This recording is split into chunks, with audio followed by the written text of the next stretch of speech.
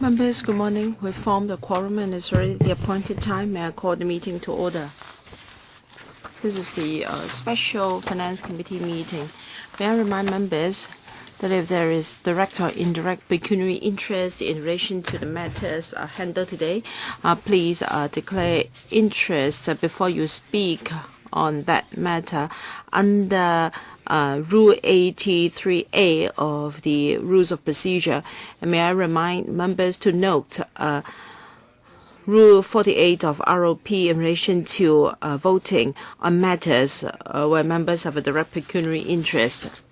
The item under discussion is FCR 2013-43 items or transfers to fund Subhead 990 payment to the Disaster Relief Fund. Members are invited to approve supplementary provision of $100 million to enable an injection to be made to the Disaster Relief Fund and to delegate to the FC the authority to make grants each in excess of $8 million for the purpose of providing emergency relief to earthquake victims in Sichuan Province in the mainland upon the advice of the Disaster Relief Fund Advisory Committee. To answer members' question, there's Mrs. Carrie Lam, Chief Secretary for Administration, and Ms. Kitty Choi, Director of Administration. At the request of Ms. Emily Lau, the administration has prepared a background paper on a grant made under the Disaster Relief Emergency Fund recently. So far, the Secretariat has received 366 submissions from members of the public to the FC on this item. The electronic copies of the submissions were emailed to members last night. As at yesterday, the FC has received 5 motions from Mr. KK Fo, Mr. Kenneth Chen, Mr. Gary Fan, Mr. Sin Chung Kai, under Rule 37A of ROP. I believe these proposed motions are relevant to the item under discussion. So after the Q&A session, I will deal with the motions. I'll first give the floor to Mrs. Carrie Lam before members ask questions. Mrs. Carrie Lam. Thank you, Chairman. Thank you, members of the FC. First, I'm most grateful to Mr. Zhang, Chairman of the FC, to allow us to submit an urgent item to the Special FC to seek supplementary provision of $100 million to enable an injection to be made to the Disaster Relief Fund so that we can provide emergency relief to victims of the quake in Sichuan. As you might have been following the news, on the 20th of April, an earthquake measuring 7.0 on the Richter scale hit Lujian County of Ya'an in Sichuan Province.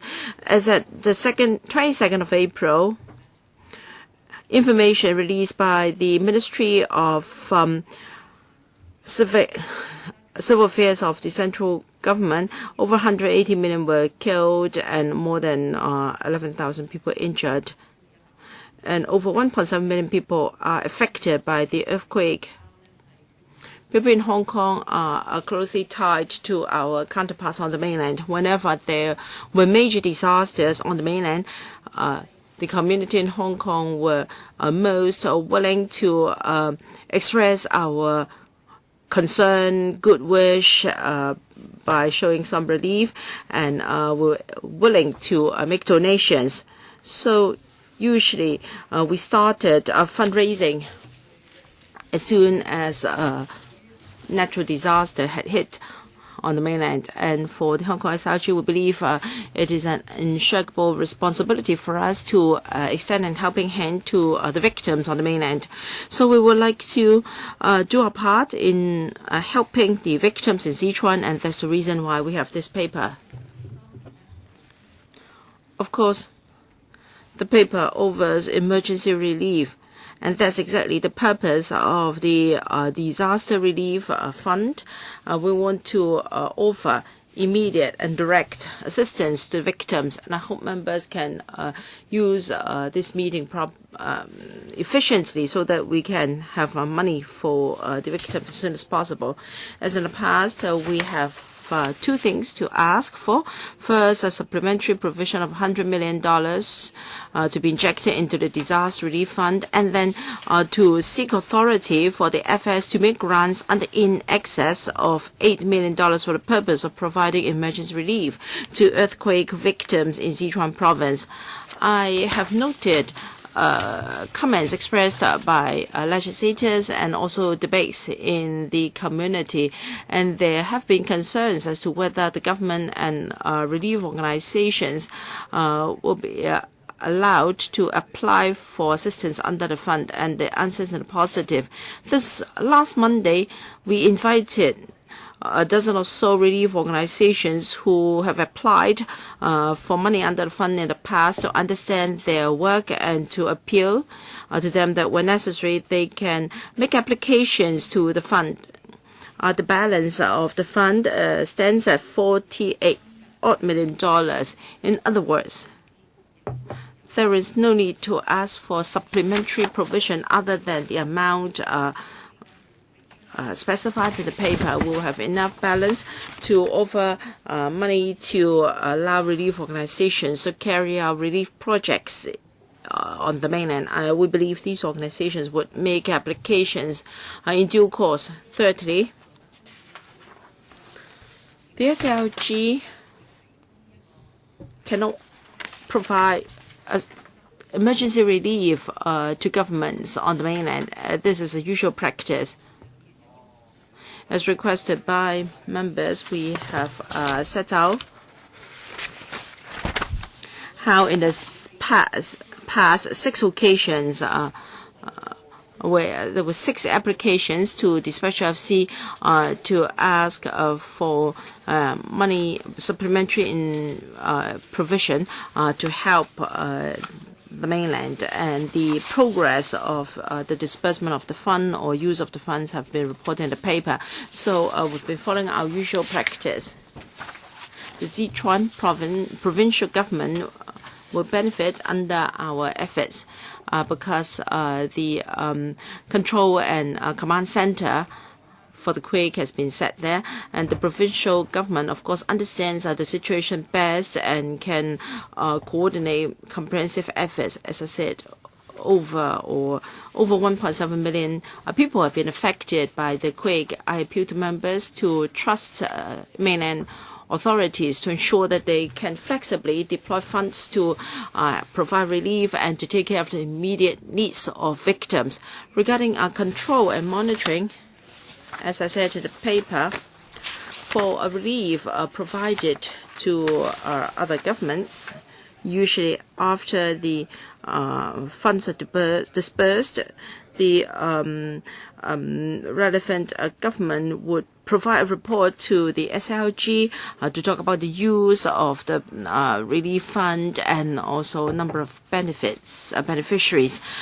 Such reports would be presented to LegCo for its scrutiny and will also be uploaded to the internet. So following our usual practice, we will do the same in this exercise. So I really urge members to extend a helping hand to victims on the mainland and support our application. Thank you. 20 members have raised their hands to ask questions. So I just like to calculate the time. I don't know whether there are any others. Ms. Wong Yuk-man? I just want to double check whether I have pressed the button or not. Okay. 20 members. Speaker's not coming through. 23. Oh, I apologize. I must be very strict. Well, we've only got 2 hours and 10 minutes are gone already. So 4 minutes each for Q&A. Okay, and CS, please be succinct in your answers. And we have also got 5 motions under Rule 37A to be dealt with. All right. Dr. Kokaki. Speakers not coming through.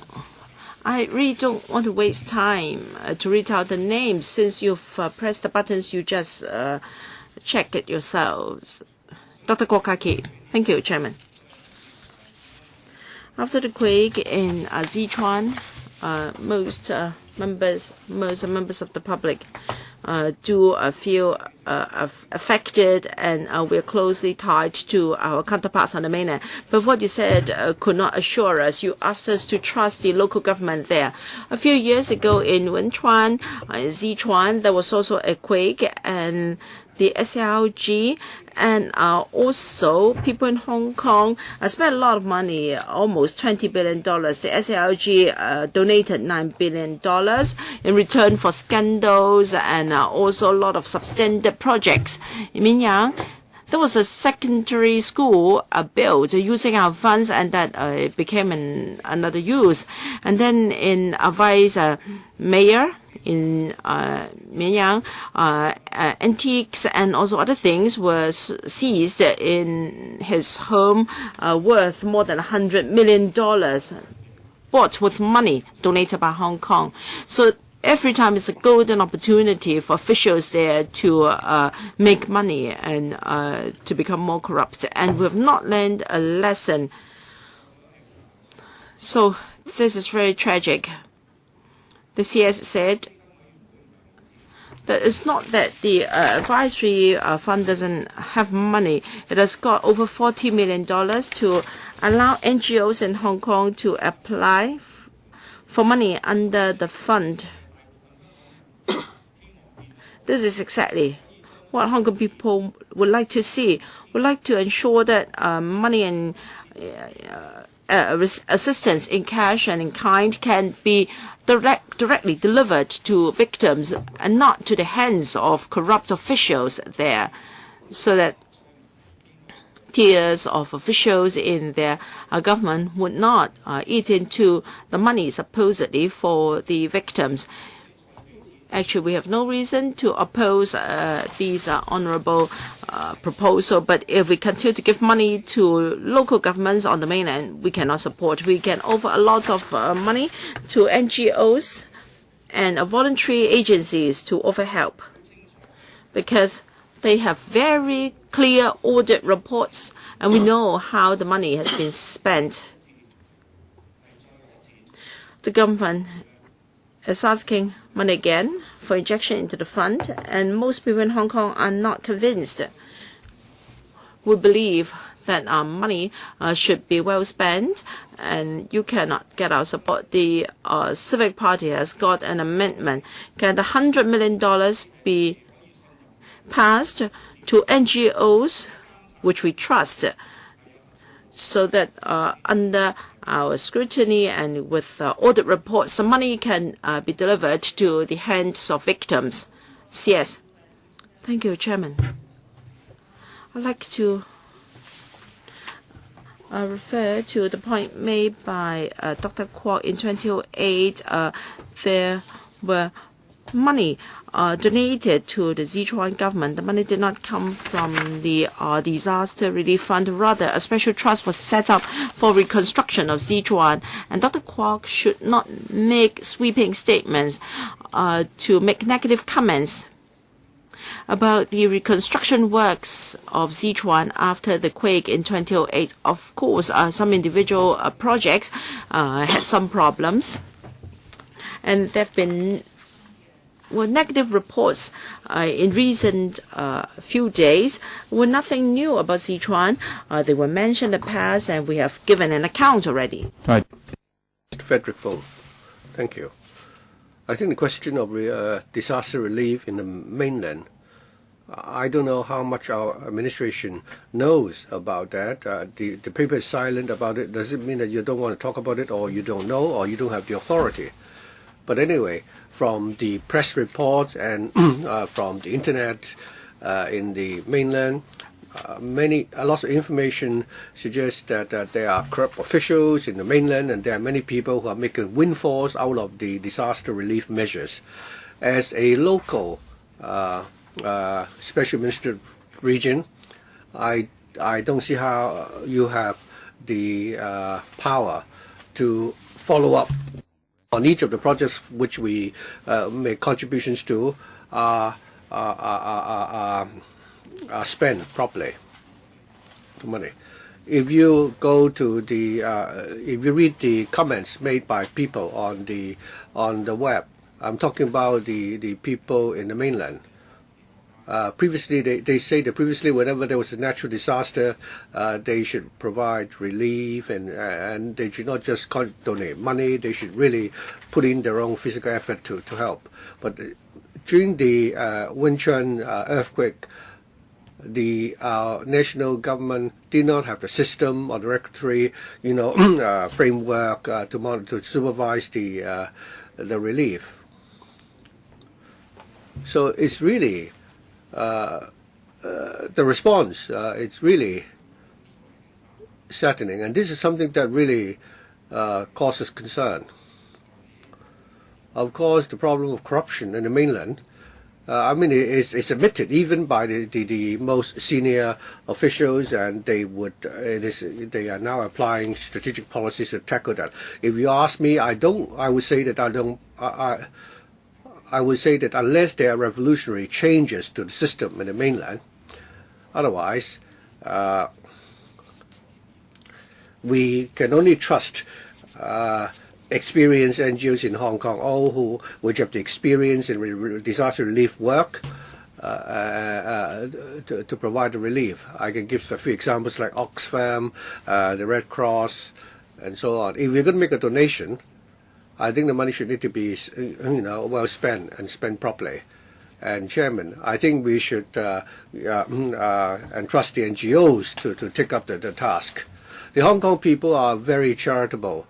A lot of figures would show the whole world that in Asia we rank number 2, in the whole world we rank number 24. We are a charitable city. We are not mean. It's not that we don't want to make the donation, but the money donated should need to be spent properly and should go to the hands of the victims. And we are very worried about the regulatory system in the mainland. Chairman, therefore, while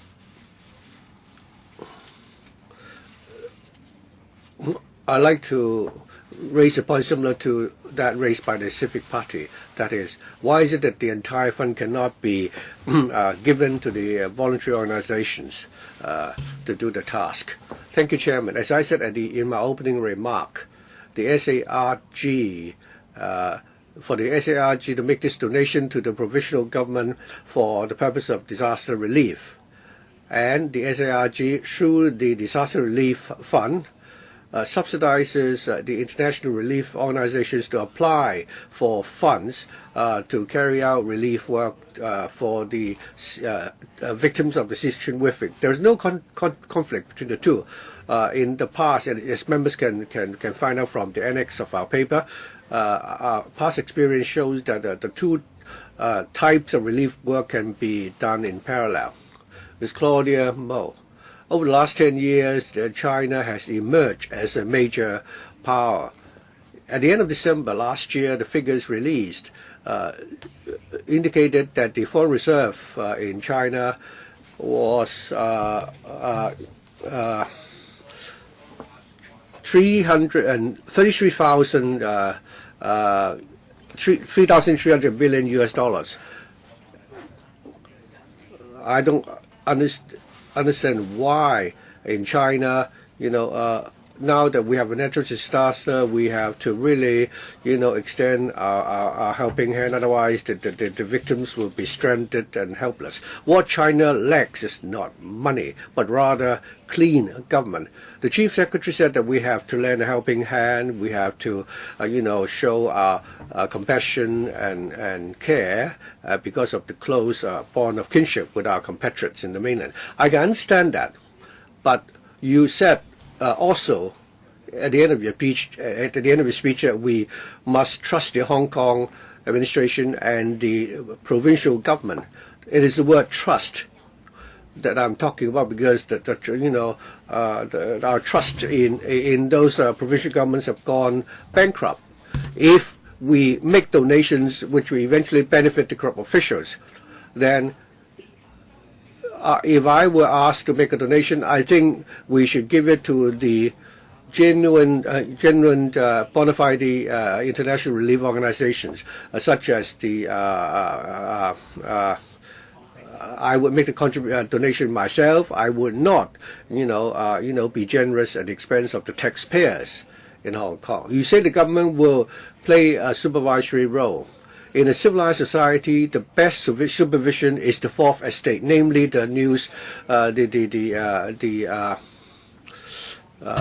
newspapers. I'd like you to read the headline story in the Mingpao reporting that the head of the ICAC actually did not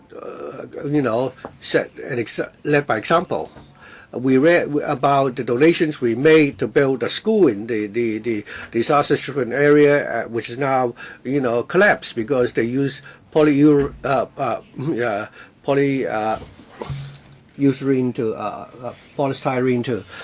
to build the building.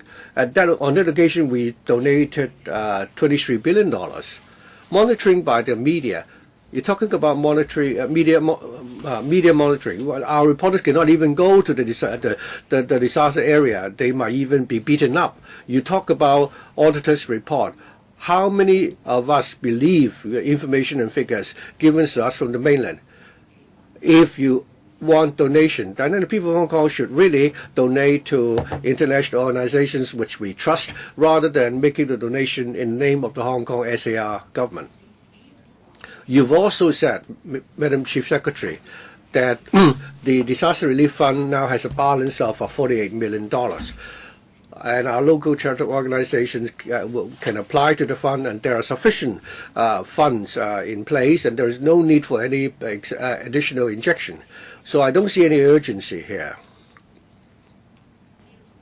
At the same time, I like to state categorically this. You say we must trust the government, and that the local government will have access to the latest information. And I really don't believe that, because they are able to see how the donations coming in can go to the pockets of the corrupt officials. I'm totally against the proposed donation, and Mr. Chen Kar-lok Mr. Chen Kar-lok said doesn't really represent my position. Wong Kok-heng. I think regarding the earthquake in Sichuan, I think we have an unshakable duty to make that donation, and also do it in an expeditious manner. There are political parties and members saying that China is very strong and wealthy. There is no need to provide relief, and because of the corruption problem, we shouldn't make the donation. I think both arguments are wrong. I believe that when we analyze the problem, we have to focus on the main crux of the problem, and look at the overall situation. I don't think we should, focus on the peripheral rather than the central issue. There's a saying that there is always a black sheep, and in a family. Just because there is a black sheep doesn't mean that you would, reject the whole family. Just because of isolated incidents does that mean that we should disregard the situation facing the entire race? There are some political parties and council members are exploiting the situation just because there's a problem of corruption. They are, creating the division between the Hong Kong people and our competitors in China. If you say integrity is so important, I'd like you to think about this. In Hong Kong, we claim to be a very clean city. Why is it that we have, the case of Mr. Raphael Hui, who was involved in corrupt dealings, and recently Mr. Timothy Tong also was involved in another scandal, and also we had all the scandals relating to Donald Tsang. Does that mean that because of that we would simply, disregard the system of integrity in Hong Kong that we've built over the years? I believe the earthquake in Sichuan, because of humanitarian reasons, we must provide relief, and we must make that donation immediately. I support the government's proposal for funding. I believe that the donation has to be made, and there is also a need for strict supervision and monitoring. As a matter of fact, the people of Hong Kong are worried, and therefore, in a while, I'll reserve some time for the Chief Secretary to respond to this. That is, in the light of concern expressed by the people of Hong Kong, how would the government monitor the way the money, the donation will be spent? I also like to respond to what Dr. Kok Ka Kay of the Civic Party said. He said that in the mainland, the government is corrupt. I think you're making a sweeping statement that is overgeneralization. How can you say that the entire government in the mainland is corrupt? Are you, exaggerating? Furthermore, there are flaws in our country. There are shortcomings. That is true. But as a Chinese, we should criticize and supervise the government, but we should not be making sweeping accusations in that manner. I therefore like to save several dozens of seconds for the Chief Secretary to respond. Thank you, Chairman.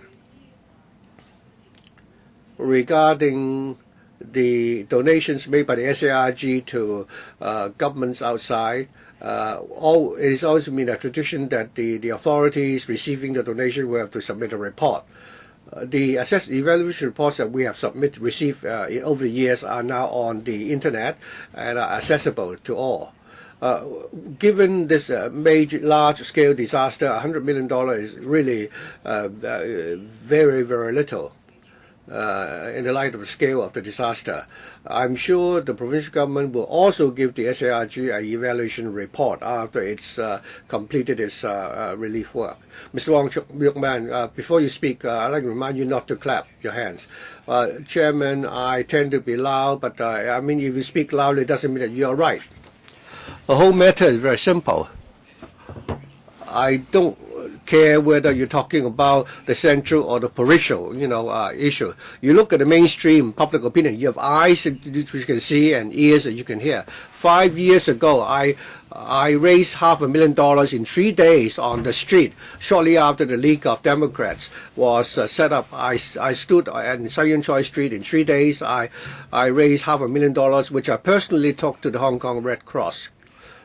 Today, the Hong Kong Red Cross only received $5 million in 3 days. It was 5 years ago. It was more than 50 million. The people of Hong Kong are not blind. Don't really, over exaggerate things and talk about patriotism and their blood is thicker than water. I would say wine is thicker than water. Lafitte costs several tens of thousands of dollars a bottle. I think you're utter nonsense to say things like that now. The logic is very simple. It's simply we don't trust them. Even you, Mrs. Carrie Lam, don't trust them. What happened to the $9 billion that they took from us? You say that it didn't come from the disaster relief fund. Yes, but the money was given to them to rebuild schools and houses. Where has the money gone? Just looking at this report, you talk about the mudslide in Gansu. They say they want to build a welfare institution. Where is that?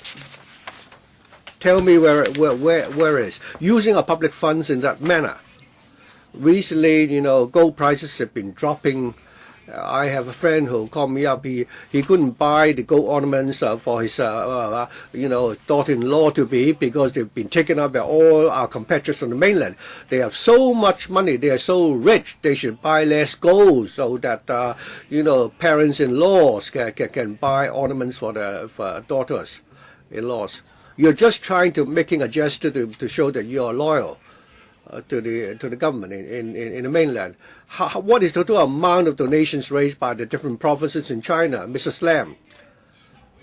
I think the amount raised in Hong Kong is 20 times that in Beijing. The three of us definitely will vote against your proposal. Even you say that I'm not patriotic. You can't be a patriot just by saying so. Talking about blood being thicker than water. Does it mean that people who object to the application are not humane? The simple reason is that we don't trust the mainland authorities. Not only that, we do not trust you. Is it clear enough, Madam Chief Secretary? The people of Hong Kong don't believe this, the present Hong Kong SAR administration. We're not going to even give you $100 million. Let's go to the vote. Suddenly the vote will be carried because you have a majority. But our position is very clear. We are not going to approve your application. We will ensure that this application will not be carried today. Give us specific details. I remember in those days before I became a electrical member, we had 2 electrical members in our organization. For the first batch of donation, we voted in support of that. The second time when I became electrical member in 2010, I objected to the disbursement, because you had to give us an account of how the money donated previously had been accounted for. It's a large amount of money, Chief Secretary. The elderly persons asked me, why didn't you give the money to me? Yes, I can say similar comments. Last evening I was at Lee Chang-Uk PRH, and they asked why we didn't give him the money instead. So CS will certainly vote against your motion. Will not allow you to pass the motion today. Dr. Fernando Zhang, first, I'd like to express my condolences and sympathy to all the victims affected by the quake in Lushan County of Ya'an in Sichuan Province. However, we find it difficult to support this application. This morning, I took a taxi back to Lechko. The taxi driver was a lady driver from a single-parent family, and she said a few years ago, when there was a similar disaster on the mainland, she asked her kids to break their kitty. Well, she is from a poor single-parent family. She asked her kids to donate their savings, but this time she was not going to do it because she said that not even $1 out of $10 would reach the hands of victims. So what's the point of donating money? We see from media reports that the party secretary of Lushan accompanied Li Keqiang to inspect the stricken areas. Not Li Hakan, but Li Keqiang. And then the party secretary wore a watch that cost $210,000. When he accompanied Vice Premier Li, he put down his watch first, and it was brand, very famous brand. I've never seen such watches, but from what I've heard, they're very expensive. So, $100 million. I'd like to ask the CS, what means and power do you have to ensure that the money will really be used for disaster relief and not go into the hands of these corrupt officials? The report by Ming Pao this morning was even more shocking. Timothy Tong in 2010 was the commissioner of ICAC, and he gave a reception to officials who came from Sichuan to give thanks to Hong Kong SAR. And on 2 occasions, they went to a Hyatt Hotel, and Grand Hyatt Hotel, $80,000 was spent. So we donated money to the mainland. The officials came to express their gratitude, and we spent further to entertain them. This is what the commissioner for ICAC was doing. So we've become so much like mainland. I'd like to know how much money will really go to the victims. Yes, what means do you have to ensure that $100 million will really be used for disaster relief, but not go into the hands of corrupt officers? Yes. Now, if you have noticed, media reports in the past couple of days, the central authorities were very concerned about the use of funds and were very concerned as to how monitoring should be done.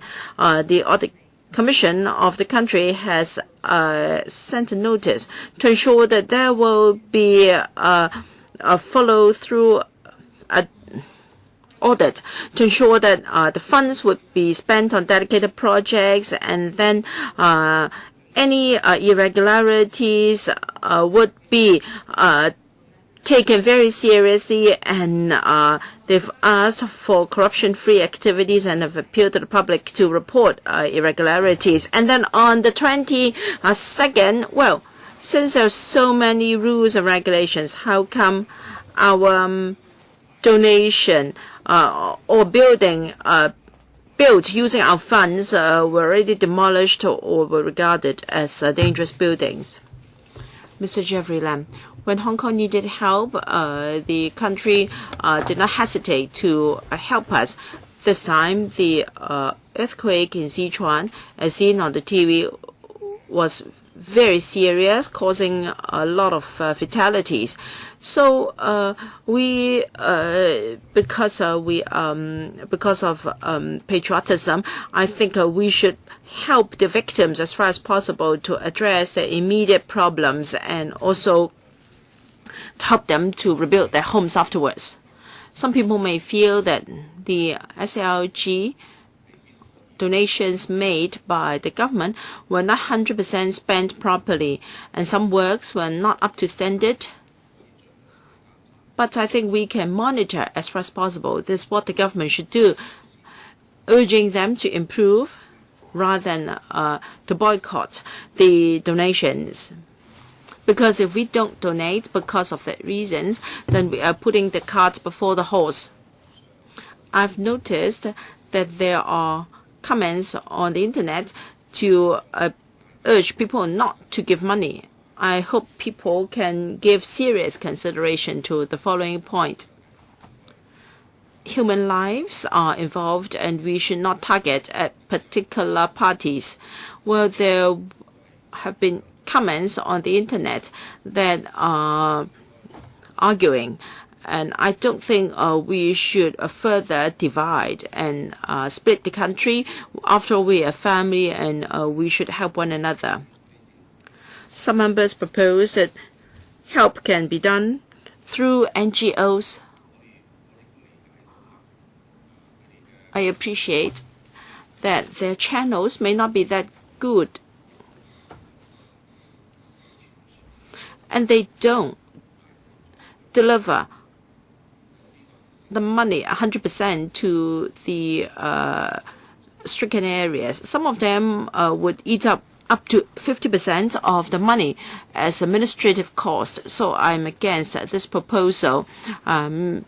President Xi has said a number of times that China should build up a clean government, and civil servants are urged to uphold a high standard of integrity. So we should be confident that the officials or the authorities there will use our donation properly. So I support this application. CS, I'd like to know, what can the government do? How can the government do better in terms of monitoring? Thank you. I'll take this 1 minute opportunity to respond to comments made by members. First, in the past, the SLG has made donations to 2 earthquakes in Sichuan. For Wenchuan, $350 million.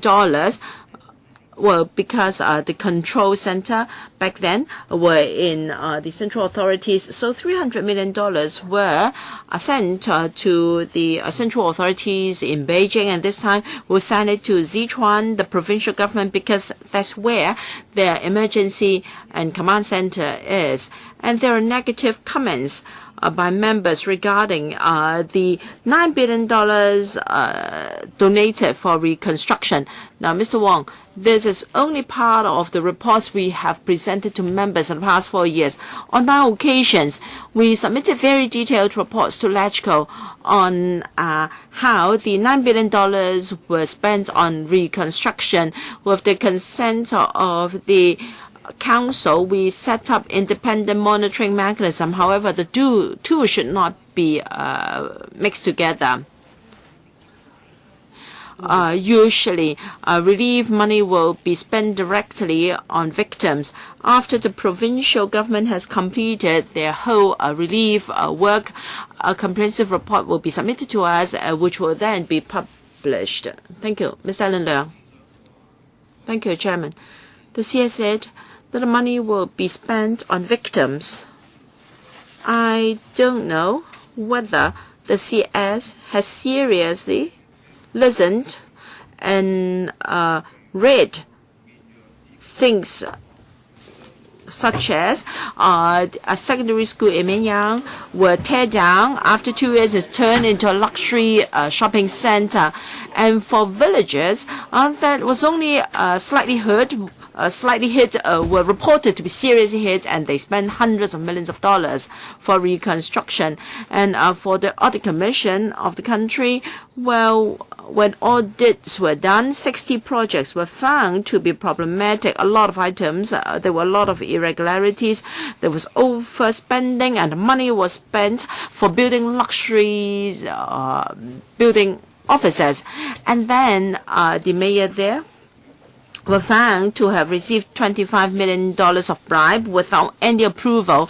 And then he also ate up some of the donations for helping the victims.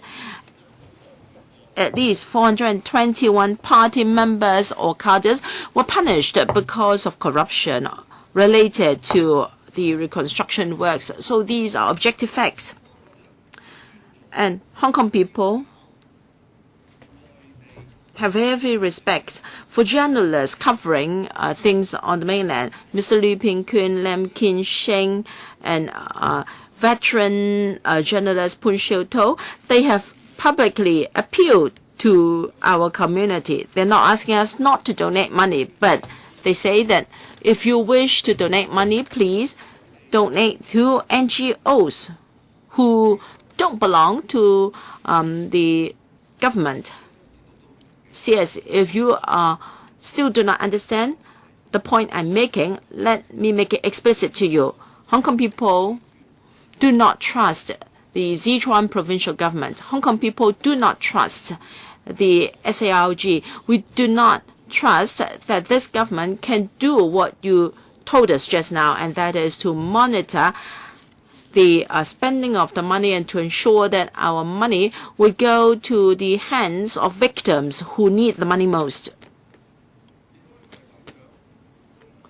CS, because of this, the Civic Party has proposed a motion.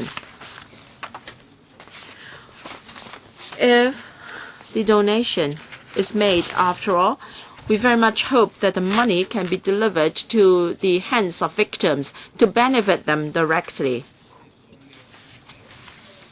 We can only trust Hong Kong NGOs. They have to submit audit reports. If they're offering humanitarian aid in Sichuan, we are willing to support them. CS, you were sidetracking.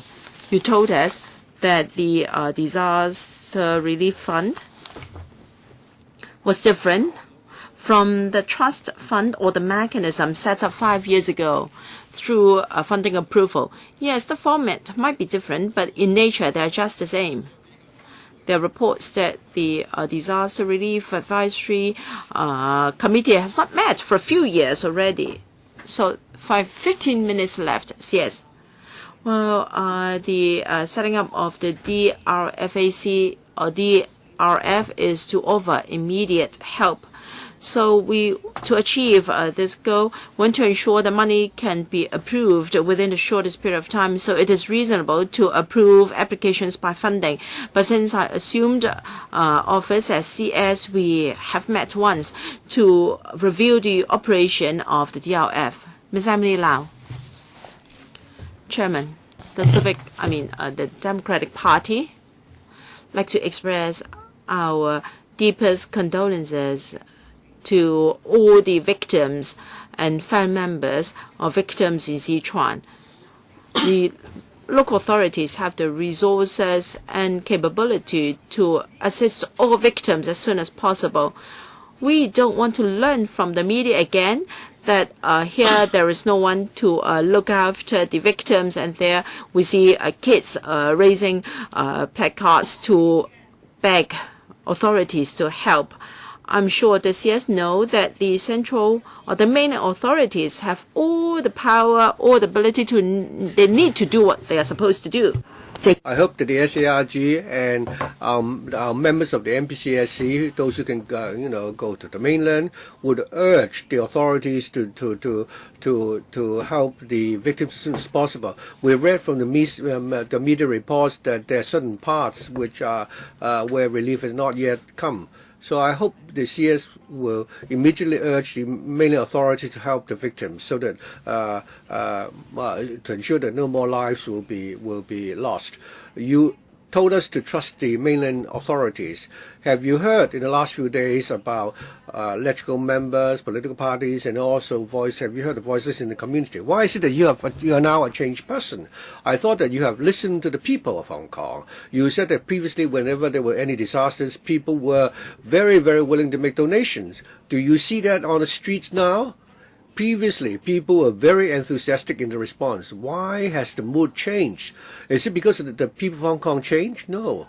It's because the people now can see much clearer and better. And the mainland people have told the people of Hong Kong not to make donations to the corrupt officials. And the reporters have also said, those who cover the mainland told us that when they went to the mainland, they were invited to big feasts, and they were asked not to report on the disaster, but they should drink more wine instead. Like Timothy Chiu, I mean, he would, entertain the corrupt officials. I spoken last week already. I think we should, maintain the integrity of the people of Hong Kong. Don't talk like Mr. Wong Kok Heng, because we have people like Raphael Hui. We have Raphael Hui, but we have our system to deal with people like Raphael Hui and Timothy Tong. Madam CS, we don't want to learn from the examples of the mainland. Shouldn't you, be more fair? Don't just ask the people of Hong Kong to trust them. How can we place our trust in them? We've trust in them for many years. Hong Kong has made lots of donations already. The reports mentioned in the paper, previously we've discussed those reports previously, and the Secretary complained to us that he couldn't obtain the information. Later on, we were given some reports, but there was no one to verify whether or not they were true. So how can the people, well, because there is no system right now, how can we trust them? That's why the DP is saying, okay, you want to allocate $10 million to the local and international relief organizations which have a good track record and which are reputable, then I think we would agree. There's more than $40 million in the disaster relief fund. But making donation to the people are telling the DP that we shouldn't even donate a single cent to the mainland provincial and central authorities. Yes. I've said already that all the negative reports that I've read in the last few days would affect, the attitude of some people. But I personally believe that the people of Hong Kong has a strong sense of kinship with our compatriots in the mainland, and that has not changed. Mr. Kok Him. Thank you. The DAB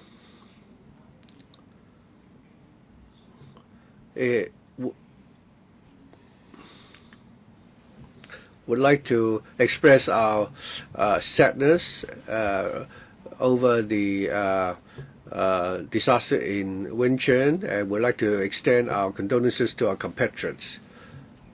The natural disaster is a major disaster this time, and the relief work is the full responsibility of the mainland authorities. This is the main task. As people of Hong Kong, we have close ties with our compatriots. For a long period of time, whenever there were disasters in the mainland and elsewhere, we've always, were willing to, to act charitably. It is indeed true that there is a problem of corruption in the mainland, but we've also seen that the central authorities are aware of the problem. It's a problem that has to be resolved. But just because there is this problem of corruption in the mainland, and because of that,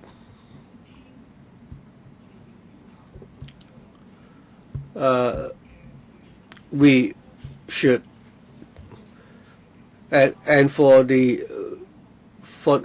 it mean that we should express our sympathy to the victims of the natural disaster this time. Just because there are problems in the mainland, and because of that we should adopt such an attitude, and that we should refuse to make donations or raise funds.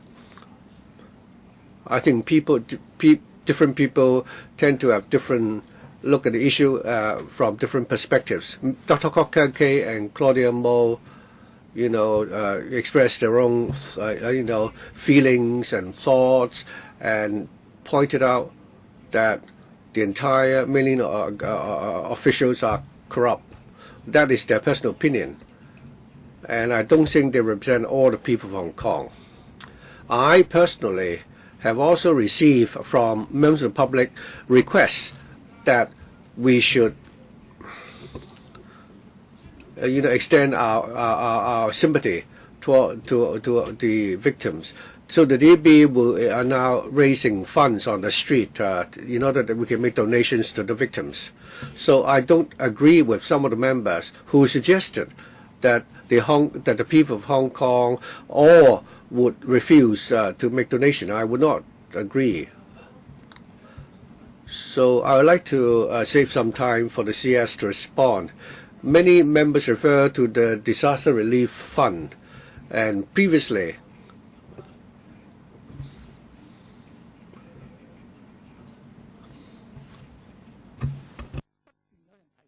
many people mention repeatedly about the problems which have occurred in the course of reconstruction. CS. Regarding reconstruction work after the Sichuan earthquake, other than the mechanism, the public has expressed some views, but a year or so after the disaster, we had a 3-tier supervision system established with Sichuan, and the members generally were satisfied with the supervision that we've done. In 2010, Mr. Lee Wing-Tat even commended our supervision system we have set up, which is transparent. Well, there was a system in place, and one of the secondary schools built with the donation money had experienced some problems, and the provincial government has followed up on that, and the amount donated has been reimbursed to our reconstruction fund. Mr. Fan, Gary Fan. I also like to extend my sympathies to the victims and the families of the victims of the earthquake. Whenever there is a natural disaster in the mainland, the people of Hong Kong have always been very generous in lending a helping hand. Over the years, especially after the Sichuan earthquake in 2008, there was many scandals, a lot of facts and evidence which prove that the officials in the mainland have abused the donations, and many scandals have broken out, and as a result the people of Hong Kong have learned a lesson. We can no longer trust the officials in the mainland, and that is why we have this argument and controversy. The people of Hong Kong now realize that one should make donations wisely, and you should not act like Mr. Wong Kok-Heng, that you shouldn't be patriotic in a blind manner. What the mainland lacks is not money or resources, but rather a clean system. Madam Chief Secretary, what I'd like to ask is that you're not applying for $100 million, but they don't satisfy the 3 criteria, Section 3A and 5. Criteria 3A said if we were to provide relief, and Section 5 said any appeals or applications should have the support of the people of Hong Kong. According to my understanding of the public sentiment and from the reports in the media, I don't see considerable support from the people of Hong Kong. The Foreign Affairs Ministry in China also said that there are sufficient relief materials and resources, and sometimes they don't need help, any resources or assistance from foreign relief teams. So how can you satisfy the criteria, 3C, as provided for in the paper. Several members from the pro-establishment camp said that they're always black sheep in the family, just because there is corruption in the mainland, and you also admit that there are corrupt officials. But just because of that, we shouldn't refrain from making donation. I'd like to say that the answer is yes, because people of Hong Kong now are saying that the more we make donation, the more bigger our donation, the more corruption there will be in the mainland, and we'll be condoning the corrupt officials. And that is why we have this discussion or suggestion that we should only donate to the NGOs, which are specialists in relief work in Hong Kong. Chairman, therefore, I am against the SARG being generous at the expense of the taxpayers of Hong Kong. I would rather support that the CE and the senior officials will make private donations. If each of us would donate 1 month of our salary, then we already will raise 14 million already. I hope that our CE not only will donate 1 month of his salary and use the money to buy relief materials. The CE should take the lead, and then he should take all our members to go to the disaster area so that the relief materials can be handed to the victims directly. Only then will we be really helping the victims, and that only then can we find out the real needs in the disaster-stricken area, rather than taking the suggestion of the CS, or rather than what is said in the paper that we should trust the Mainland authorities. I'd like to ask the CE to answer the question relating to the criteria for disbursement of relief fund. Thank you. The DRFAC, when formulating the guidelines, it was in response to a resolution in 1993. That is, we need to come up with a sound system. The main consideration is to provide relief which takes place overseas. If you look at a series of guidelines, they will cover a basket of factors. The DRFAC would each and every time approve the application of fundings in light of the cases concerned, rather than just focusing on 3A and say that if there is any deviation from one particular provision, at least this time you've not satisfied this criteria. Mr. Chen Hua Feng. Thank you. The earthquake, the 7.0 on the Richter scale earthquake, has caused serious damages in Sichuan, and our compatriots really need our help. Just because we are dissatisfied with certain officials, and because of that, we shouldn't, lend a helping hand. If that's the case, we will not be able to punish the corrupt officials. Instead, we are actually turning a blind eye to the plight of the victims.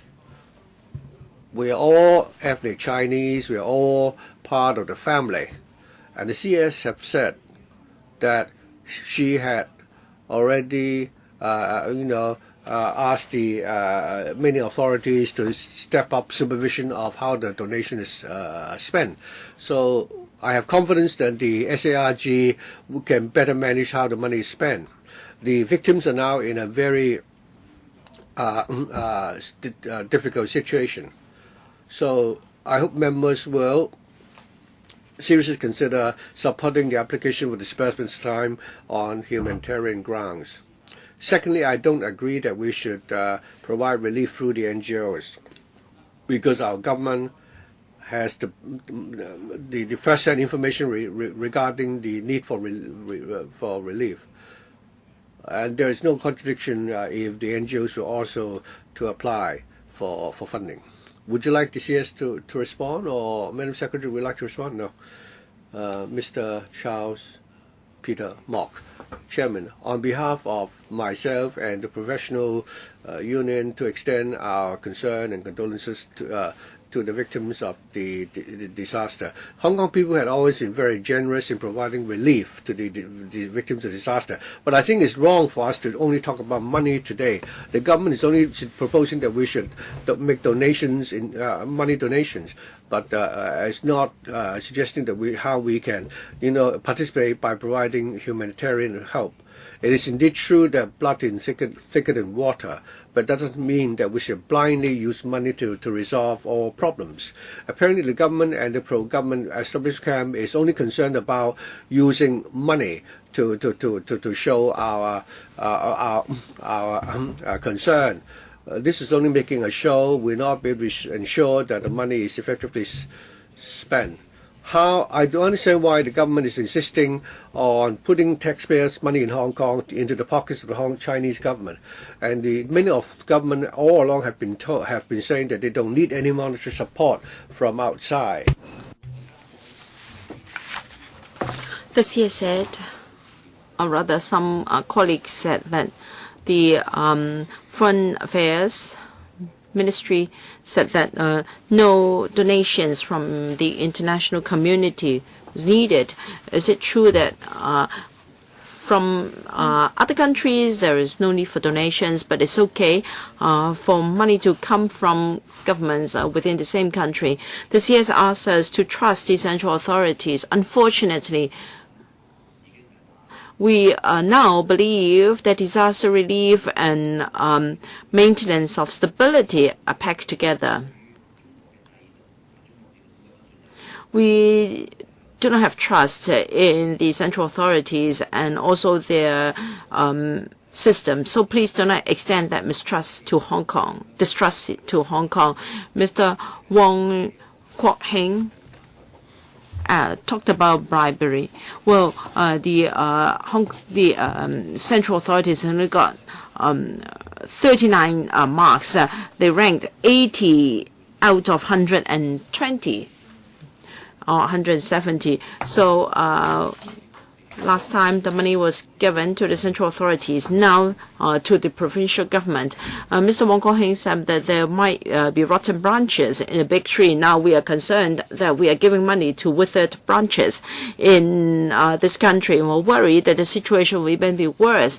I fail to understand why the SAR government have insisted on not listening to the comments of political parties and legislators here. Why don't we give money directly to NGOs which we trust? Why does the government insist on giving money to central authorities or provincial governments which we don't trust? We are willing to lend a helping hand, not to offer an opportunity for corruption. I think we want to send warmth to victims directly, not to a government we don't trust. This is very different from last time. I don't want to repeat cases, although the CS said that they were isolated examples. The CS said that the government here could monitor how the money would be used, but in the past, such monitoring was ineffective. So can the government at least tell us how the monitoring system will be improved? Please don't tell us that in the past monitoring worked and there was not any problem. In fact, there were problems. Mr. Leung Chi-chung, when certain states or certain provinces under pressure, all other people should help.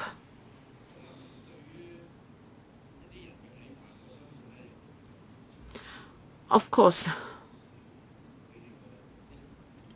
we cannot disregard the negative views or comments of some members of the community.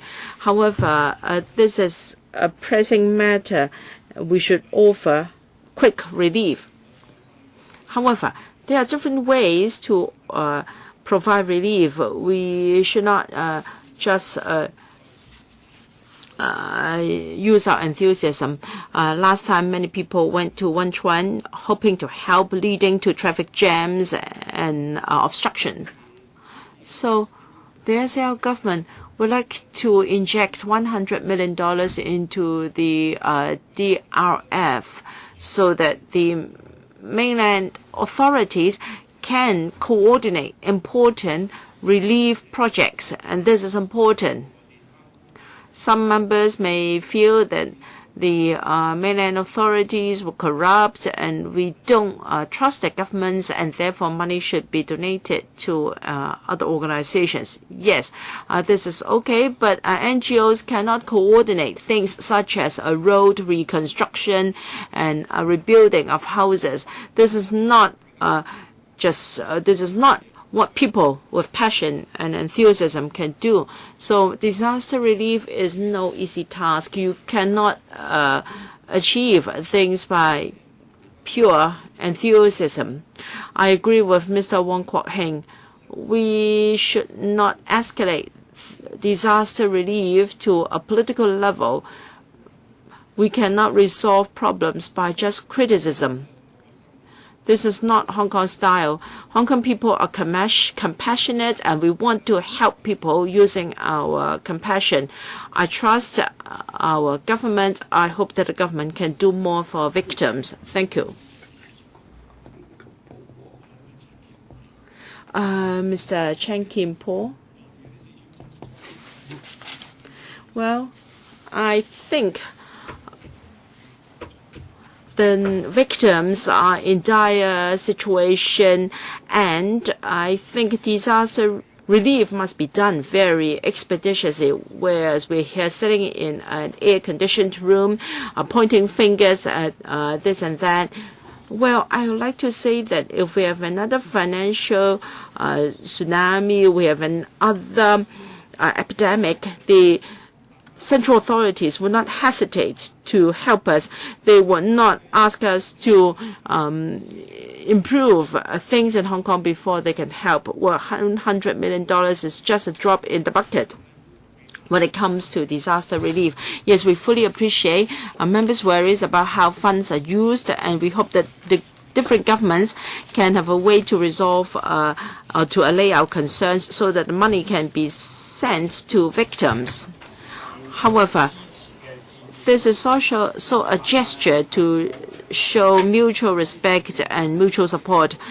Please do not digress, and I support the government. I don't need the CS to answer. I hope we can approve the money today. Mr. Leung Yiu Chong, on behalf of neighborhood workers, I'd like to express our deepest sympathy to victims affected by the earthquake. Yes, blood is thicker than water, and it is important that we help our neighbors when they are in trouble. I'm sure everyone here agrees to this saying. All people in Hong Kong, and including compatriots overseas, would like to do the same. That is, we would like to help victims. The question is how we can really help compatriots in trouble.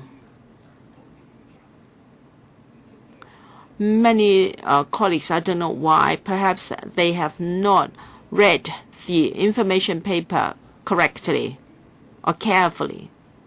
Many members here said that we oppose to the application. We are against giving money directly to the provincial government. We are not against donating money to help our compatriots on the mainland. So please be clear about this. Please do not distort our remarks. Please do not smear us, saying that we're not willing to lend a helping hand, although they are in great suffering. These are not facts. People are telling lies blatantly in this council. Who said that we don't want to help them? Who said that we don't want to donate money to help them? The question is, we query how funds were used in the past. We queried whether funds donated in the past were really spent on helping the victims. This is all about trust.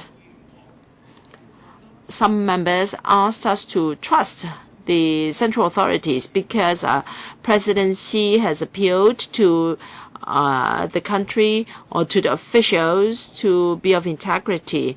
But haven't officials made similar remarks in the past when Premier Wen and President Hu were in power? Didn't they make similar remarks? When they were in authority, there was still bribery and corruption, and even people who made such remarks were corrupt. So how can we trust them? Please do some soul searching.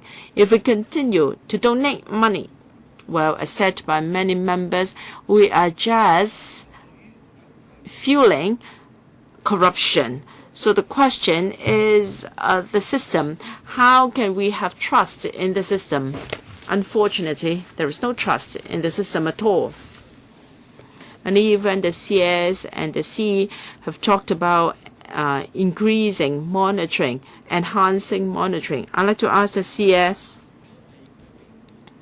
as the SARG, how can we monitor a local government, a provincial government, to ensure that resources are spent on victims? How are we qualified?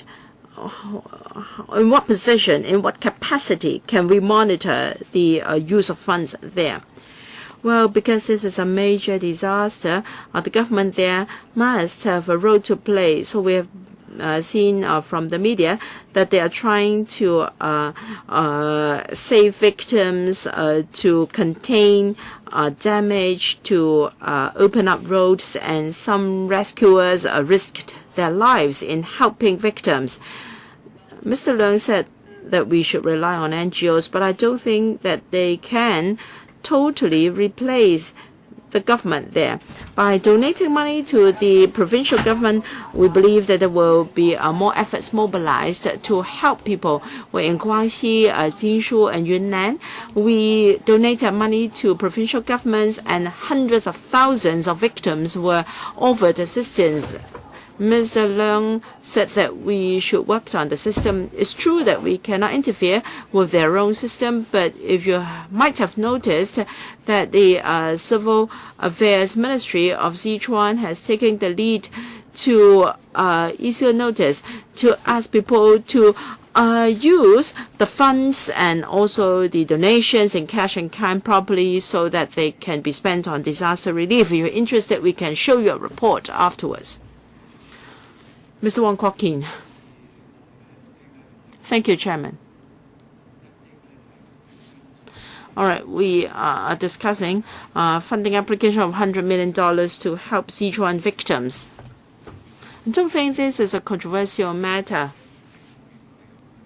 But it's true that in the community there are such voices because of the track record of the mainland in the use of disaster relief fund, and because of corruption there, members are worried, and I myself also share that worry.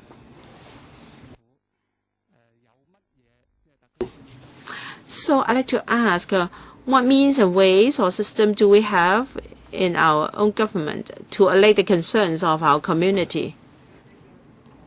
$100 million is not a big sum to the disaster. It's just a gesture of goodwill and to express our sympathy for the victims. Some members said that mainlanders are not donating money because they don't want to benefit corrupt officials, but this is in effect punishing the victims. Have all donations gone to the pockets of corrupt officials? I don't think this is a fact, and we should not overgeneralize. We should not say that most or all donations or a substantial part of the donations in the past fell into the hands of corrupt officials. That's not necessarily the case, given that it was a large-scale disaster. Reconstruction and assistance need a lot of money.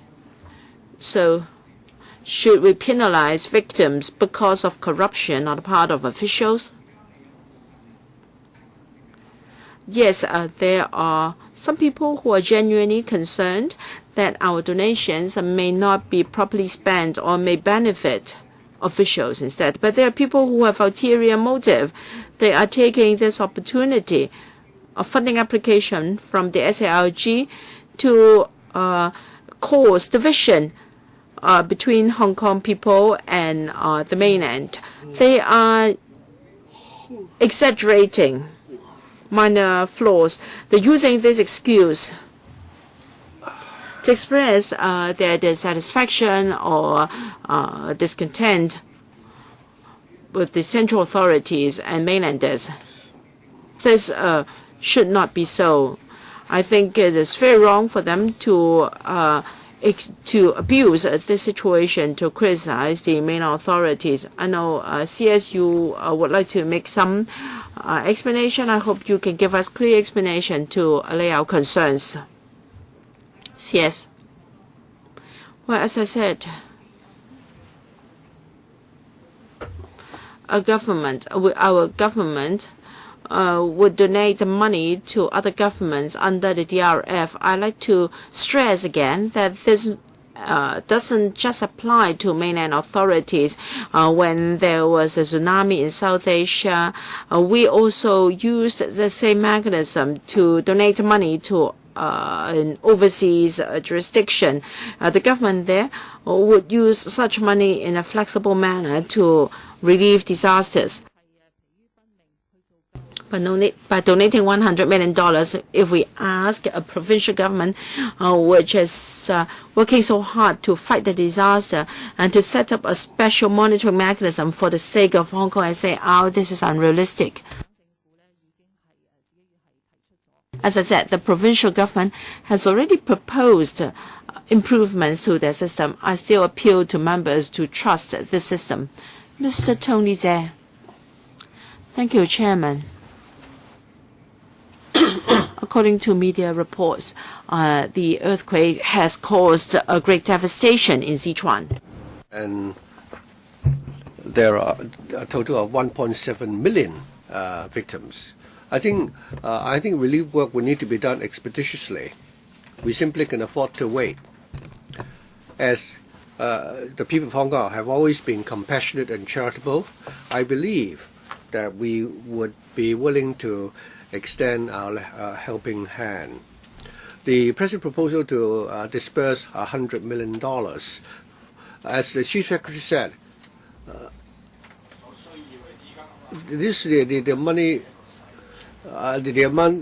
amount of money to help relieve the disaster in the Yan'an County, it's only a drop in the bucket. But then it's a very meaningful, gesture.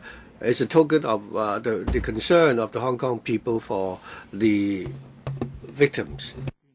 In the past, we've seen that some of the money donated for disaster relief had not been spent properly. While it may not represent the whole picture, but it does show that there is room for improvement for the monitoring, system to ensure that the donations will really go to the hands of the victims and also go to help the help the reconstruction of the disaster area. So while I support the proposal to make the donation, I will support the SARG's proposal to further improve the supervisory system. Thank you. Mr. Wu-Chi Wai. Regarding the donation, I think the Foreign Affairs Ministry had made a statement on 2 occasions saying that our country has sufficient resources to cope with the disaster relief work. If we were to trust the government, I think it shows that the Mainland government is now, making full efforts to help the victims. So I think what we should be thinking about is the role of the SRG. Whenever there is relief work, I agree with the CS that it's not something that can be undertaken by the NGOs or any overseas organization which can do the work. It is the responsibility of the government. So our donations very often would play a pivotal role in the second or third line of work. Today, many of our colleagues who have spoken said that we must ensure that the resources we provide will go directly to the hands of the victims. Since the central government and the Foreign Affairs Ministry have already assured us there are sufficient manpower and other resources for the relief work and they don't need any assistance, so shouldn't we then focus our attention on the follow-up work that should come later? And this would involve our observation of the behavior of the government. Of course, at the front line, you have Premier Li Keqiang and President Xi. Obviously, they will, be very vigilant. But I think things would normally go wrong, and the donations do not go directly to the hands of the victims, afterwards. So even if we object to making the donation to the government, we believe that the money should go to the hands of the victims, and they should go to NGOs in the mainland which have experience in relief work. Does that mean that the Hong Kong people are not charitable? We're talking about the targets for the donation. It's a question of which organization we should make a donation to. I hope we will clarify one point here. Even for the Pan-Democratic Camp and the DP, our proposal is that the money should, I think we should, through the relief organizations in Hong Kong and also those in the mainland,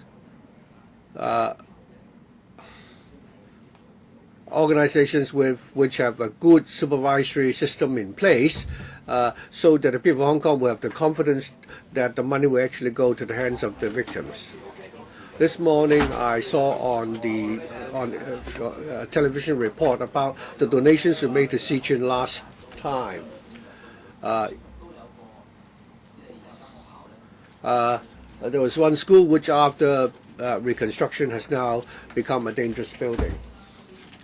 So I think what we need to support rather is to build up a concrete system, so that when the Hong Kong SAR government does something like rebuilding a school, we have to tell the main authorities that we are able to build a school that is up to international safety standard.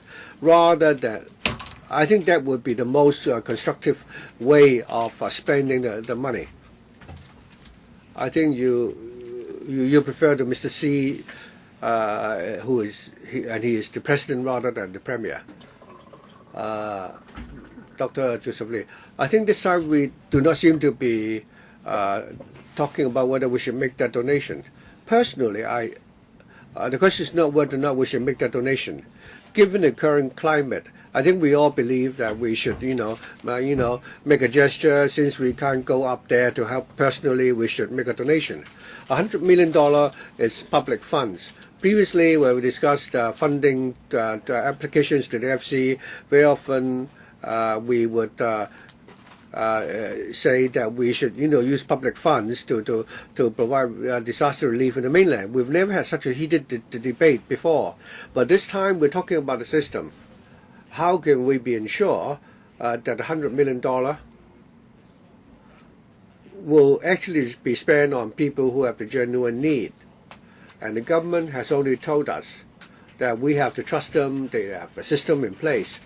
What we're worried about is that many people have suggested that the money should be given to the NGOs instead, so that there is a mechanism to monitor how the money is spent. So our discussion this morning is not whether or not we should, make the donation, but rather how the money donated should be spent. I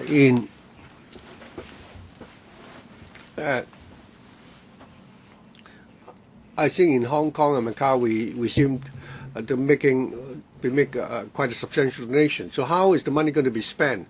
Madam Chief Secretary, previously we've made similar donations. Why is it this time is $100 million, not $130 million, or why is it not $50 million? And I don't understand why we need to spend $100 million out of public funds for that donation.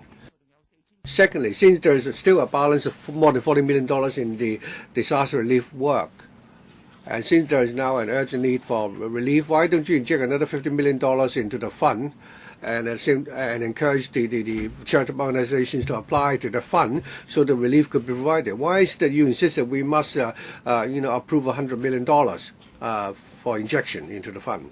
Thirdly, of course, you obviously will command enough votes to get your application approved, and then you would donate $100 million to the Sichuan provincial government.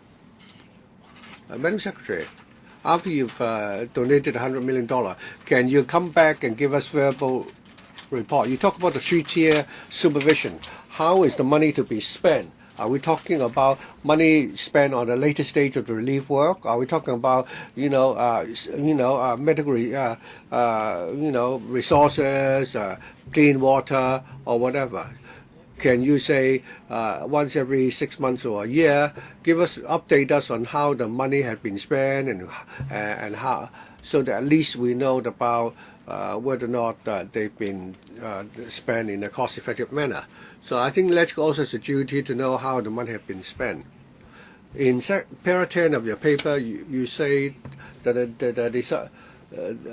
there are 4 major characteristics of the new measures of these relief organizations. It may not be convenient for you to make this demand to the Mainland authorities, but why can't you, based on these 4 criteria, report back to us how the donations have been spent?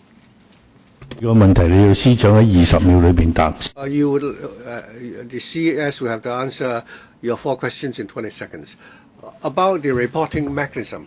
Previously, when there were applications for donations to foreign governments, we would have this requirement for the recipient government that since the donation was for disaster relief, we need to be accountable to our own legislative council. So regarding how the various items have been, how the money has been spent on various items, number of recipients, whether or not it was resources given to victims or reconstruction work, after the relief fund has been spent, there will be a clear account submitted to members. Virginia Yip. First of all, on behalf of the New People Party, I'd like to extend my condolences to the victims. Yesterday, we've already made our personal donations. I've heard colleagues say that China is now so rich that it doesn't need help from Hong Kong. But I believe that the financial resources of the central government is not the same as financial resources of the provincial government. In 2008, while I didn't go to Wenchun, I went to a place close to Wenchun, called Shenzhou. I actually went with Professor Leung, Ping Chung, and Dr. Xi, and I saw that the place is really very underdeveloped, and there were provincial officials helping us to pass on the donations to the people in need. There's a big poverty gap in the mainland.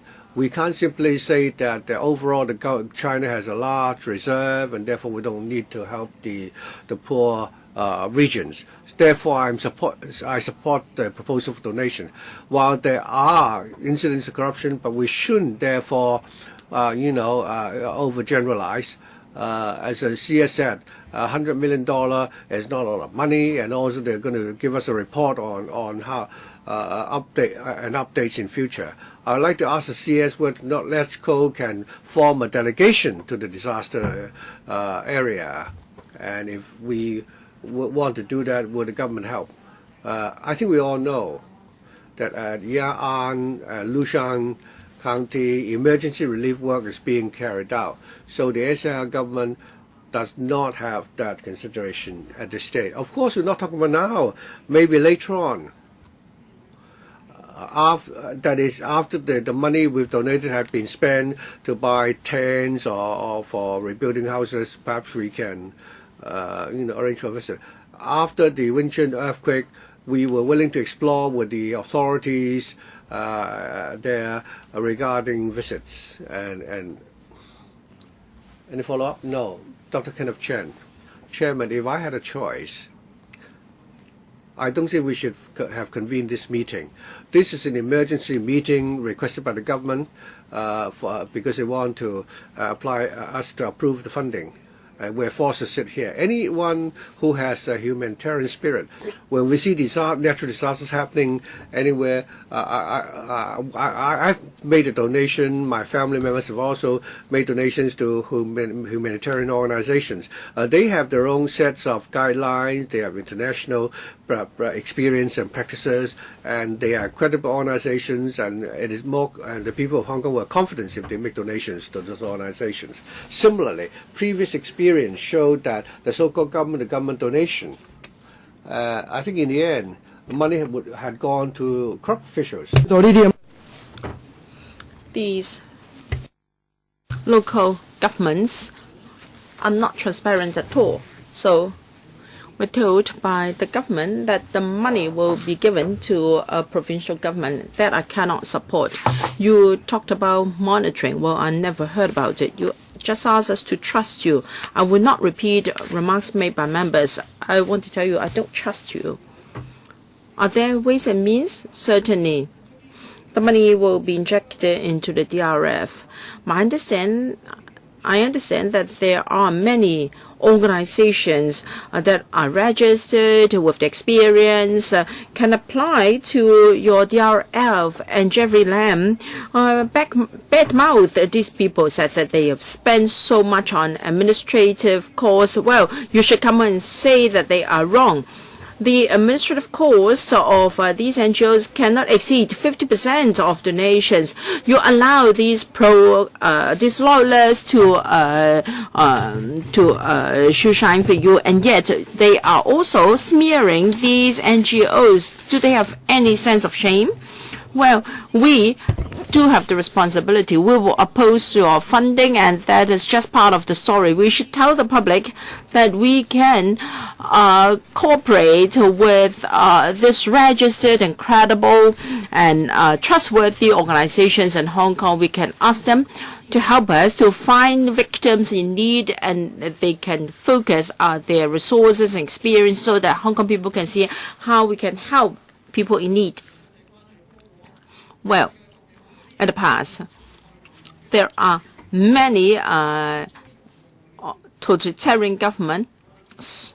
We've seen how they continue to suppress victims affected by disasters, but that doesn't mean that we should turn a blind eye to the suffering of victims. Please do not bad-mouth us. You should hear this very clearly. Hong Kong people can continue to be charitable. We should continue to offer humanitarian aid to people who need. Well, CS, please explain about administrative costs. Well, in my introductory remarks, I've already said that for NGOs, well, when there are natural disasters in other parts of the world, they can apply under the DRF. I have already expressed their support, and last Monday I took the initiative to invite most of these NGOs to meet with us to let them know that we will process their applications very expeditiously. In the past, we have had very clear requirements for NGOs, and in the recent meeting, I've also made clear requirements to them. So I've never expressed any speculations or distrust for these NGOs. You should rectify, or you should correct such statements. Your time is up, Dr. Chen. Mr. James To. I will not repeat points already made by colleagues. I just like to express my personal feelings. Or even if the money is going to be given to these provincial governments, will all go into the hands of corrupt officials? I don't think so. There will certainly be some wastage, but not necessarily 100%. If we can choose NGOs where we have a high level of trust with less wastage, and where administrative overhead can be contained to a small amount, and if we can maximize the effect of our donations to help victims, I would of course go for that approach. the administration explained that there are things that only the provincial government in Sichuan can do. In fact, they don't lack the first tier of money. They need to do what only they can do.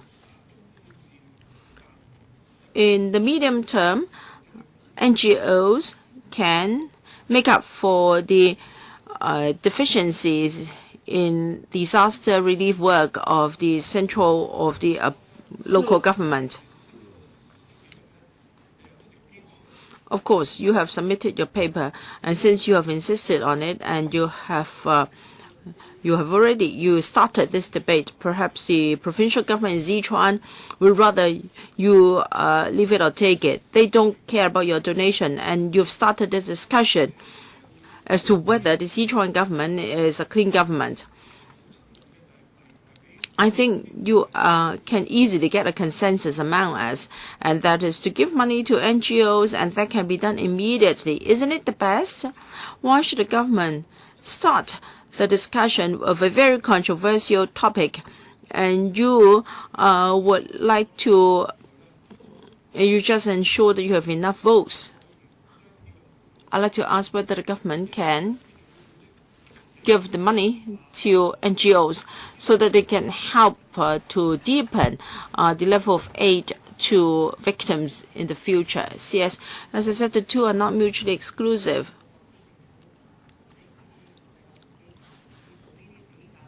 NGOs can provide small-scale rescue and relief work, whereas the local government there can mobilize larger-scale operations. So the two can supplement one another.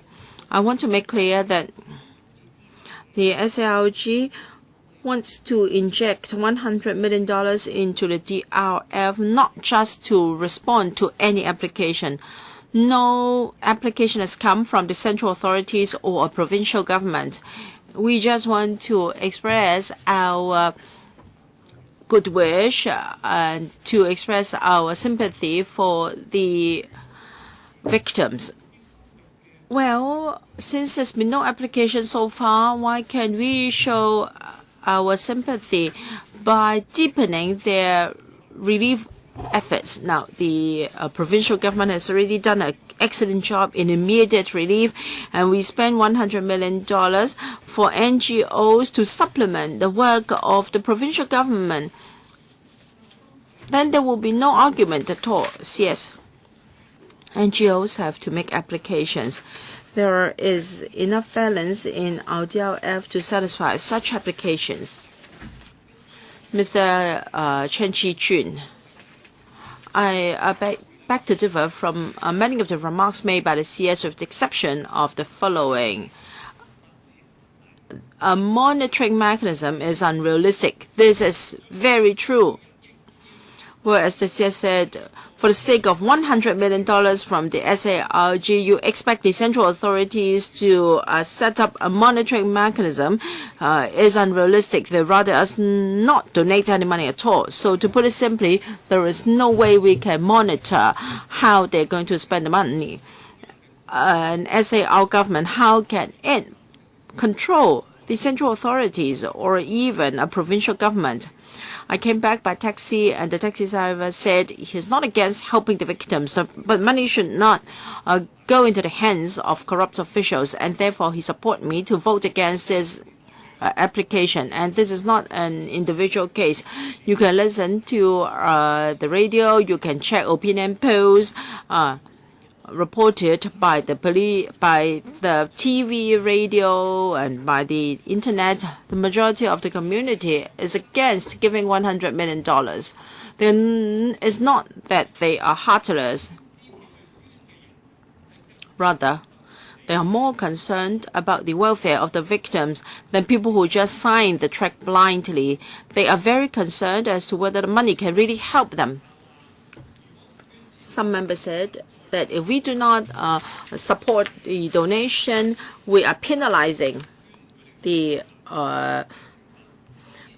victims. Well, in fact, $100 million doesn't make a big difference. Even if we don't provide $100 million, we are not punishing the corrupt officials as well, because this is just a small money. But by approving $100 million, we are encouraging or further supporting corruption. Some members talked about the tickling effect. If we offer $100 million, then subsequently there will be a few $100 going to the hands of victims. Then why don't we spend our own money and buy materials and resources to help them? Well, I have worked in the radio station for more than a decade. Wherever there was a major disaster, I appealed to the public to donate cash and in kind to help victims. But this time, I cannot do this. The CE legislators, senior officials, if they want to make donations, I will not be in your way. This is a personal decision. I cannot force people to make donations. The government can only appeal to the public. You cannot blame the public. Well, these $100 million would not return to Hong Kong people even if we do not make this donation. But we are against giving a lump sum money to a corrupt government on the mainland. It's just like corruption or bribery. Some members suggest that we can give it to trustworthy NGOs. It's not I don't trust Oxfam or World Vision, but I don't believe they can counter a corrupt government on the mainland. So this $100 million, how much do you think roughly can go into the hands of victims? How much will be administrative cost? How much will go into the hands of corrupt officials? If you say 90% will go into the victims and 10% to corrupt officials, for people who trust you, well, they can give you your support and you can donate money. Mr. Chen, you referred to reports given to LegCo in the past. Well, we've put it in black and white then. The SLG will disperse some money to disaster-stricken areas. All money will go to the victims. The administrative overhead will be borne by the local governments. Mr. Sin Chung Kai, I have to make clear that even with the Central Disciplinary Committee, the Communist Party cannot tackle their corrupt officials, so we should not overestimate our capability here. Since 2008, according to a paper by the Secretariat, there have been 6 occasions of disaster relief to Taiwan and to the mainland. So after 6 times, we have not heard the voice of the public. That is against donating money to central authorities or the government of the mainland. So most objections are against donating money to the central government or local government. We still have 14 members waiting to ask questions. I don't expect we can pass this paper in the remaining 15 minutes. So I urge the CS to think twice. You perhaps can lower the amount of injection you are seeking, and second, while you say that it's not mutually exclusive, can we disperse our funds mainly through NGOs? If you're willing to make these 2 adjustments, because what you're doing is to respond to aspirations of the public, but not to the aspirations of this council. We are so strong against your paper because we have received strong objections from the community. They're against donating money to mainland authorities. They're not against giving support to victims of Sichuan, rather to the Sichuan government or to mainland governments. I think this is a turning point. If you refer to history, after 2008, there were 2 earthquakes. This is another one. There is no telling whether there would be more earthquakes 2 years, 3 years down the road. History will repeat itself because that is a fault area, an earthquake-prone area. Now, if you can do this as a precedent, then in the future, when you seek future funding, things will be easier. There is no ruling out that the next earthquake can happen in Qinghai. Yes, disaster relief cannot afford any delay. These are matters that should have been dealt with within 15 minutes. But we've spent so much time on this topic already. So, CS, can you consider, first, adjust the amount you seek, and second, can you consider dispersing the funds only to international rescue organizations, i.e. NGOs? I understand what the CS said. For large-scale relief work, there are government acts. Yes, point taken. The provincial government has already earmarked money for that, and the Hong Kong community would want to ensure that money donated can go directly to victims. Yes. Thank you, Chairman. The provision we are proposing and the donation that we suggest that we should make to the Mainland government, it's consistent with past practice. We've been here for more than an hour. I've heard many members supporting the government making this gesture. And that's why in my opening remarks, I said that this is an emergency item, and we hope that the members will deal with this application expeditiously. Before I ask other members to speak, I'd like to remind members that according to Rule 41(5), regarding contents of speeches by members, a member should not refer to the motive of another member or political party. So I hope members will not deviate from our rules of procedure when we speak. Some members how long our meeting is going to be, and Mr. Chin Chung Gai told us that it's not very likely that we'll be able to finish our discussion today. We have 14 members on the queue. With 4 minutes per members, it would take much longer than the scheduled time. We only have 14 minutes left, and we can only allow 3 other members to speak. So I'll read out the names of those 3 members, and they are Dr. Helena Wong, Sid Ho, and Dennis Kwok. Dr. Wong, thank you. The DP supports humanitarian assistance to the victims in Sichuan, but recently we've had received many emails. I received more than 300 emails yesterday urging me to oppose the proposal. At my district office, my staff told me that they've received many phone calls telling us that we should not support the government donating $100 million to the Sichuan provincial government. So I asked why. I think we made similar donations in the past. When we discussed the issue, they told us that the concerns came out. Madam Secretary said that in the past we've also donated to the government. It was also government donation. But now we're telling you that the public opinion that they receive are very skeptical. In the DRF, for the DRF, there is one criteria saying that the donation, point number 5, that they should receive support from they should have received a measure of public support in Hong Kong. But this government donation, the people of Hong Kong are very much against that. Last night I received a telephone call from a lady, and she had actually gone up to Sichuan to participate in relief work as after the Winchan earthquake. I don't know her personally, but she actually contacted me through a friend of hers who was a social worker. She knew that we were going to discuss this item this morning.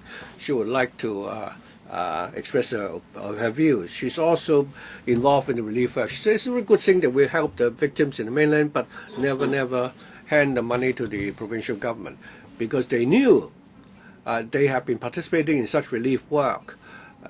For those organizations would really want to help the victims, and organize NGOs and international NGOs doing relief work in China. They seriously lack funds, but the authorities who have received the donations pocket such funds. The people who are doing relief work there, they're telling us never to hand the money to the government in the mainland. Madam Secretary, we're not objecting to helping the victims in Sichuan. We are opposing to the fact that there is no regulation at all over the $100 million to be donated. The only supervision is that after the money has been spent, you ask the Sichuan provincial government to provide an evaluation report as to how the money has been spent and where it was, and how we can ensure that there's no corruption. There are no guidelines at all. We are against this type of irrational and unregulated manner of making donations, and we're also skeptical whether or not it can really help those the victims.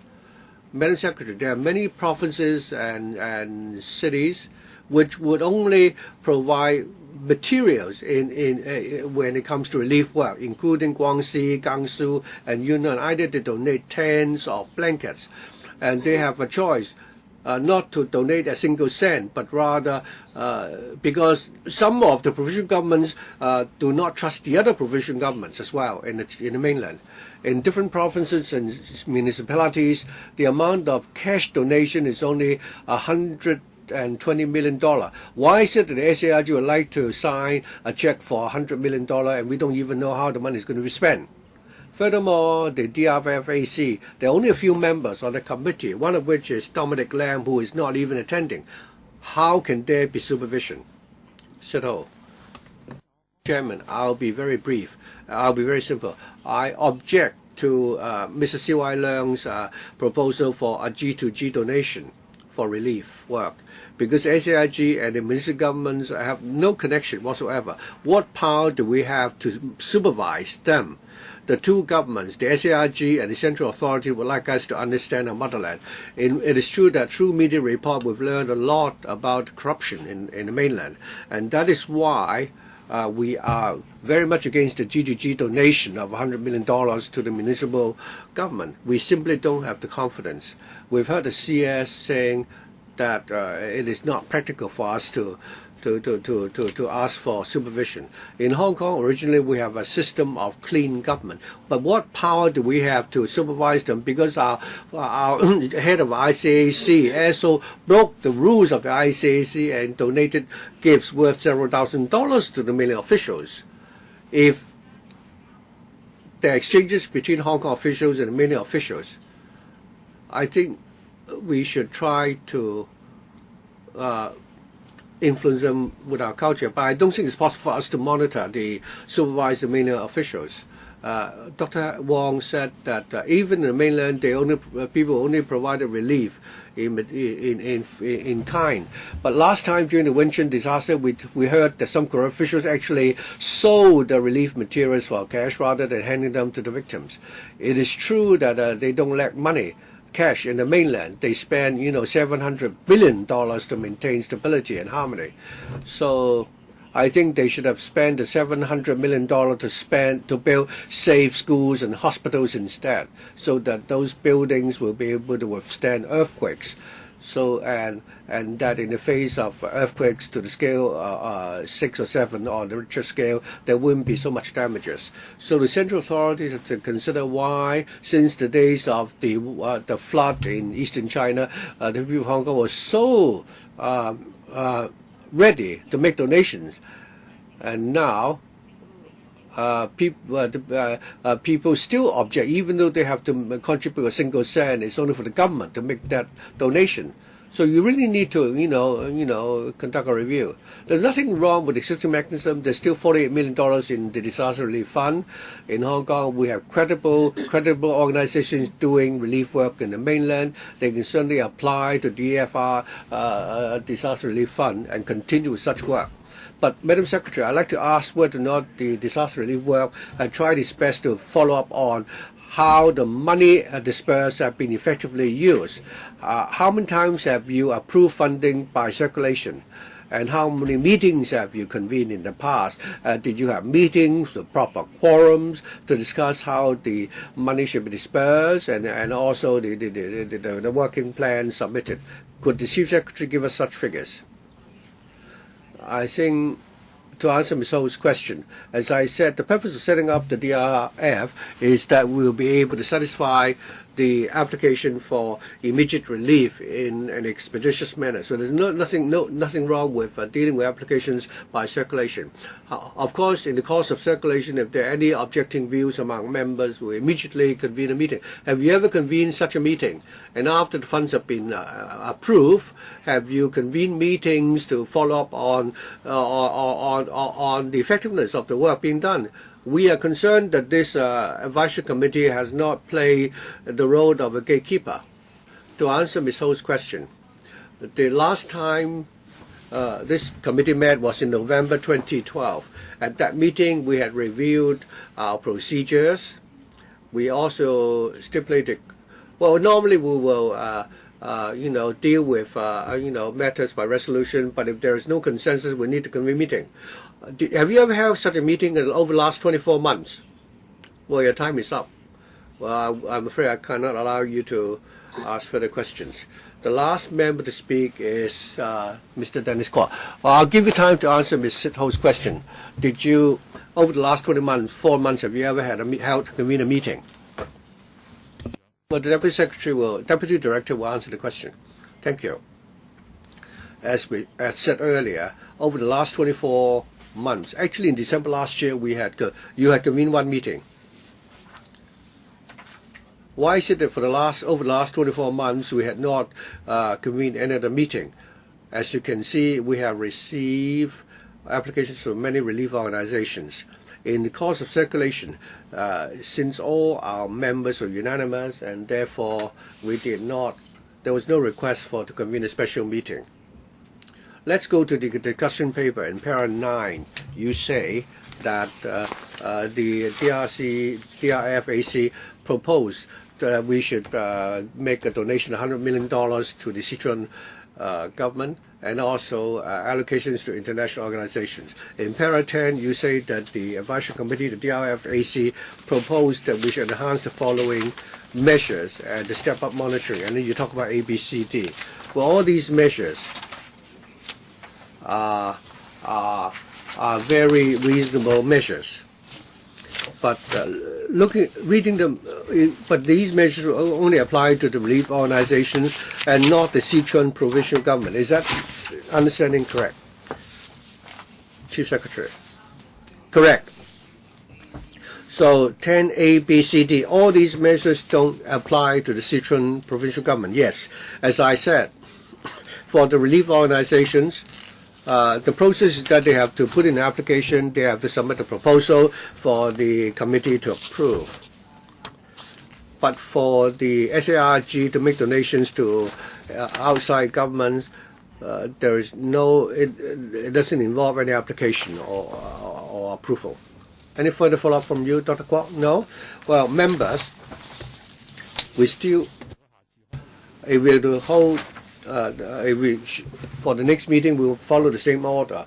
We have Yukin Yim, Martin Liu, Dr. Lam Tai Fai, Li Chek Yang, Claudia Mo, Albert Ho, James Tin, Kenneth Leung, Priscilla Leung, Yu Si Wing, Albert Chen, and Leung Kok Hong for the second round. Today, I think we still have a little time left yet.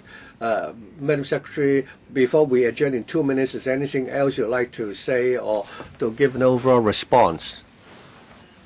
Thank you, Chairman.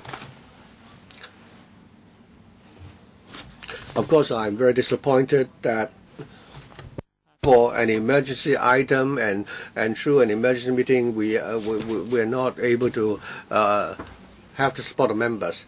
I'd like to reiterate that we are now asking for an allocation of $100 million to be injected into the DRF because the people of Hong Kong have always empathized with the sufferings of our compatriots in the mainland. We want to extend our sympathy, and the approach adopted this time is the same as in the past.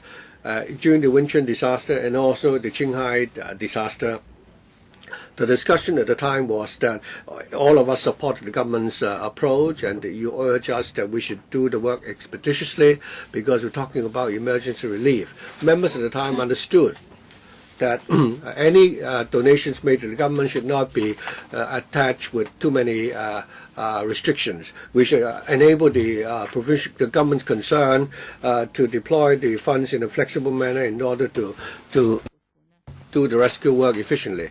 I hope that members will adopt the same attitude this time and support in order that we can extend support to the victims of the disaster. I don't want to see a scenario, as some members suggested, that the incident has actually damaged the good relationship between the people of Hong Kong and our compatriots in the mainland. And I don't want to see some members